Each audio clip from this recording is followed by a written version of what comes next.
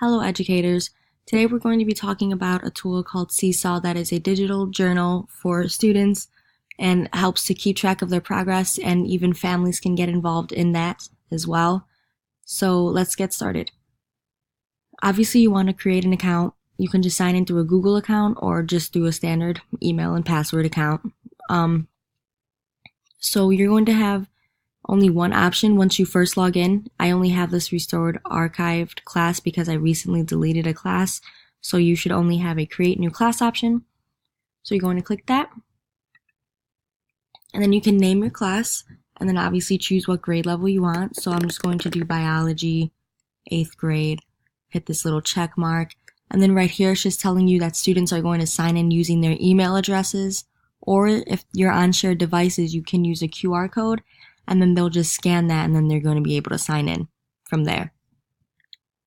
Okay, so once that is done, you get to this screen, and then you'll notice that in the bottom right hand side you can connect students. Once you click that, you're going to be given a code, and that's your class code, and that's how the students will have access to it. You can email them with those instructions as well. Once your students submit journals, they will all come up right here, and then you're also going to be able to post to their journals in order to give them feedback by just clicking that green button and then going to post to student journals, and you can add a photo, video, anything you want really.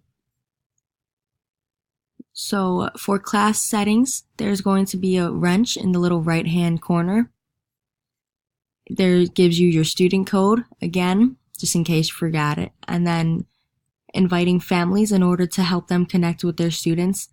Of course, they're only going to be able to view their particular child's journal. So from these class settings, you can collaborate with teachers if you want to add their email address, and then they'll be able to see what you do. You can change your theme, your icon, student likes and comments. This is really cool. You can require approval before anything's posted. Make sure all of these are green. That means that they are on. And then right here is enabling family access. If we go ahead and turn that on, you'll see that then we are given these options to invite, manage families, and family likes, comments, and sharings. Now with the family access option, you can also privately talk to the families through messaging. So that's actually really a great communication tool. And then once you need to archive a class, or maybe you need to reset your student codes or anything like that, you can do that with these two options right here. But that's about it for class settings.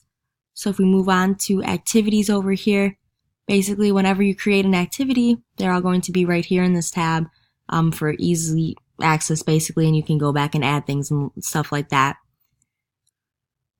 So if you hit this little green plus, we're going to get a share activity tab. And once we click that, you can see that they give a bunch of pre-made activities, and you can actually go right here to select your grade, and then they'll have a bunch of different ones for those as well. So for example, we'll just take this, and as you can see, there's a little picture and video and play instructions and things like that.